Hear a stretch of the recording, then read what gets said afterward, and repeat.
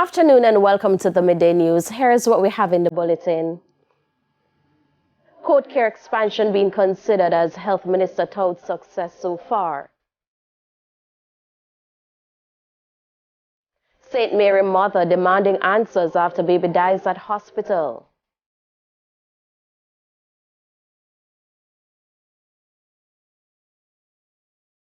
And later in sports, Sunshine Girls named squad for England Test Series.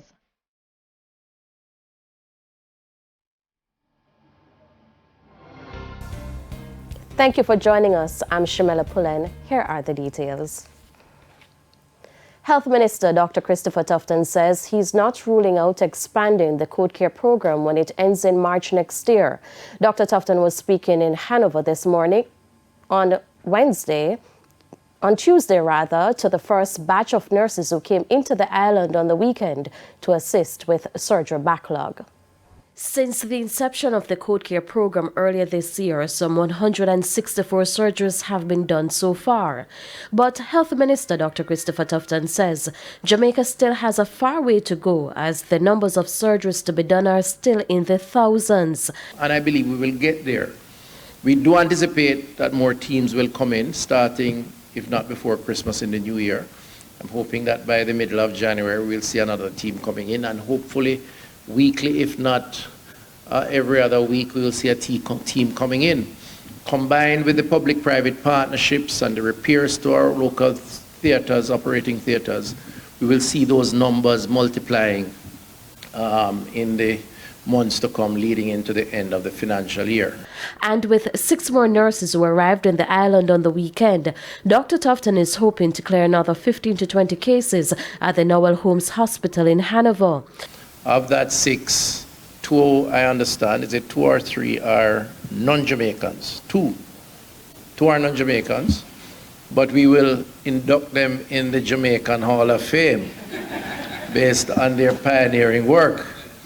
The other 4 are Jamaicans residing in the U.S., all 6 working in different institutions.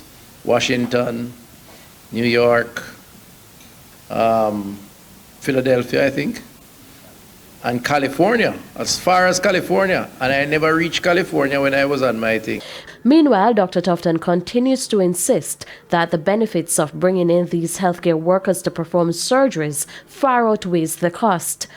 Additionally, the cost is way less than what it would have cost in the private sector.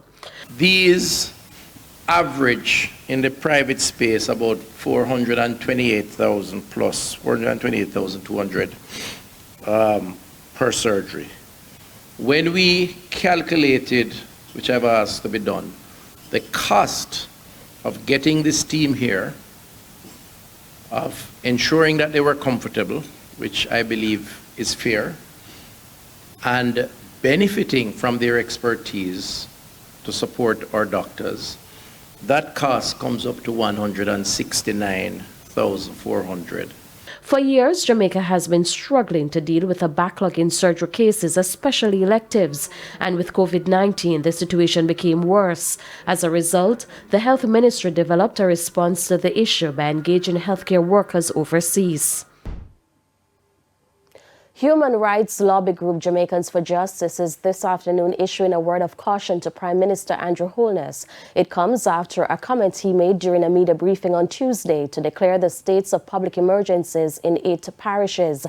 Speaking on the morning agenda on Wednesday, Executive Director of JFJ, Michael Jackson, cautioned that the Prime Minister should be careful in his utterances. Accountability, which is important for checks and balances from the citizens and civil society groups. Having said that, outside of the social media posts around SOE Save Lives and the short-term drops that we have seen in the location, there is nothing that we have gotten, no indication that it's a sustainable reduction. This afternoon, a mother's cry for answers and redress after her 1-week-old baby passed away at the Onotabe Hospital in St. Mary over what she says is questionable medical care. Krista Campbell reports. Been a mother's joy turned to anguish. This is Princess Edwards Jackson's story. I was 27 weeks and 3 days pregnant when my Edwata burst. That was on the 14th of November 2022. I attended the Anatomy Hospital at 2:13 a.m. in the morning, where they checked me and everything and had me on bed rest. In the morning, they did an ultrasound, showed that I still had enough fluid around the baby.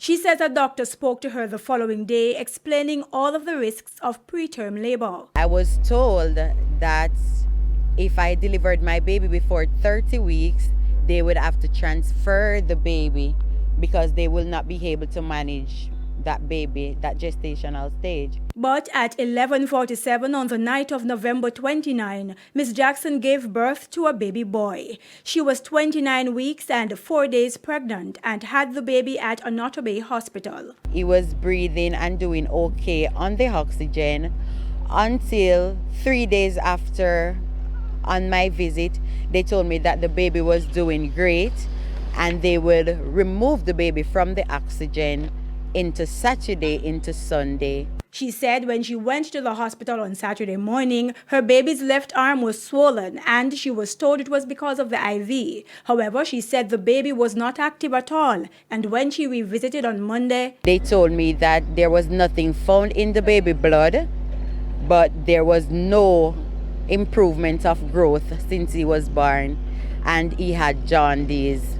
The treatment that they were giving him yesterday was working until after 10 last night. My phone rang. They told me that they had found disease in his blood, and it was commonly in premature babies, and was not sure if he was going to make it. When she returned on Wednesday morning, she said she was told her baby was given antibiotics and eventually stopped breathing.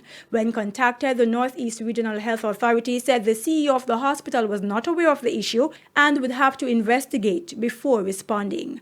Krista Campbell, TVJ News. Opposition Member of Parliament Phillip Paulwell was today fined $45,000 or 6 months imprisonment for the loss of his licensed firearm in July. Paulwell appeared before the St. Andrew Parish Court. He was charged with criminal negligence following a ruling from Director of Public Prosecutions Paula Llewellyn. Paulwell told the police that his licensed firearm was stolen from his vehicle in St. Andrew.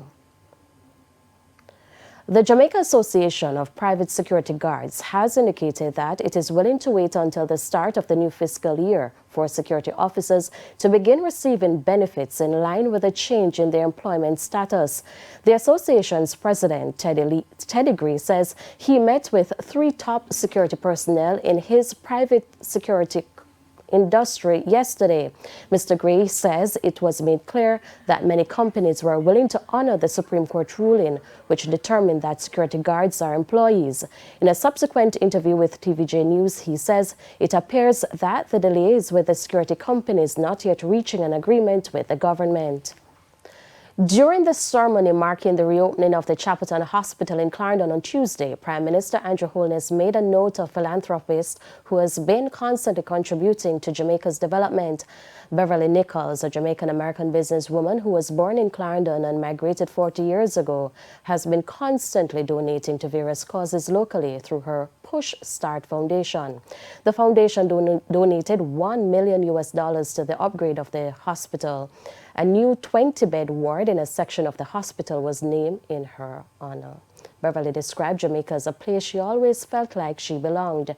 Prime Minister Andrew Holness encouraged more Jamaicans living overseas who share the sentiment to give back to their country.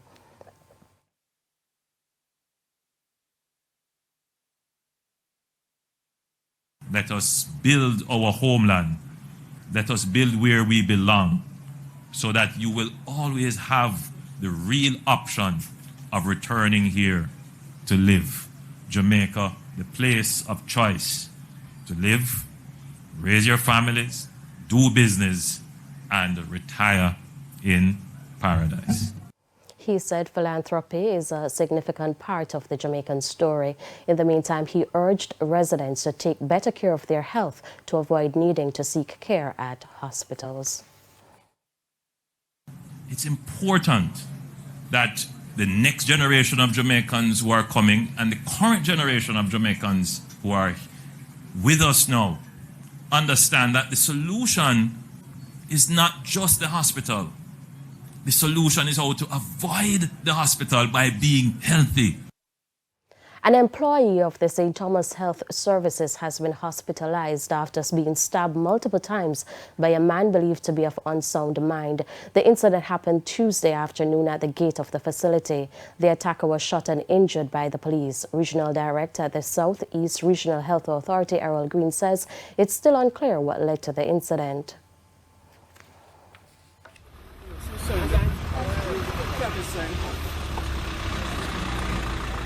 The most recent report I have is that both the staff member and the gentleman of unsound mind are in stable condition and they are being treated at the Princess Margaret Hospital. Can't speak to what would have caused the incident, but the incident took place at the gate of the St. Thomas Health Services in Marby. Some grade 6 students at the Flankers Primary School are now better prepared for their primary exit profile examination after receiving tablets through an initiative spearheaded by the Sanctus International Airport. Principal of the school, Colette Barnes, says the devices came just in time to assist the students who will be sitting the first component of the exams in 2 months. What we'll do is use them to have them, sharpen their skills using the different platforms, the learning hubs and so forth, go on and do past papers. So I know that they will utilize them to increase their knowledge. The tablets were handed over by CEO of MBJ Airport, Shane Monroe. Deputy Prime Minister and Member of Parliament for St. James Northwestern, Dr. Horace Strang, thanked the airport for the donation and highlighted the continuous success of Flankers Primary and Junior High School. But the best run airport under Mr. Monroe wing. And has agreed to give support to our school here and neighbors across the road. You don't have that across the road because of the land road beside the border. And this is maybe, as I said, an installment. So I want to thank him. For a look at the developments in the economy, here's Cody Barrett with the Business Minute. Express Catering Limited plans to expand beyond its airport operations at Sangster International in Montego Bay by launching 2 U.S. franchises in LAN, Cinnabon and Auntie Annie's. According to Express Catering CEO Ian Dare, the company has decided to take on a new strategic direction in expanding the business opportunity and revenue base by getting into the communities and providing brand experiences. Express Catering's initial plan was to expand its operations through shops at Jamaica's second largest international airport, Norman Manley in Kingston. Mr. Dare said those plans remain intact. In business overseas, the UK has agreed to double imports of US gas over the next year as it tries to stabilize soaring energy prices. The UK Prime Minister says the plan would bring down prices for British consumers and help end Europe's dependence on Russian energy. Under the agreement, the UK aims to double imports of liquefied natural gas, LNG, from the US to 9 to 10 billion cubic meters over the next year. Russia has cut off the majority of its gas supplies to Europe over the past year after its invasion of Ukraine. The UK does not import gas from Russia directly, but has been hit by rising wholesale prices on the continent. That's it for the Business Minute. I'm Cody Ann Barrett. And here's a preview of what's coming up in this evening's health report. In this evening's health report, we look at the human immunodeficiency virus, HIV. There are drugs in development and have been developed and are used in the first world setting in terms of injectables. And as soon as there is enough data surrounding it and there is international sign-off and definitely approval through our WHO partners, we definitely will review as a country and see how feasible it is for our population. That's the health report in Primetime News at 7.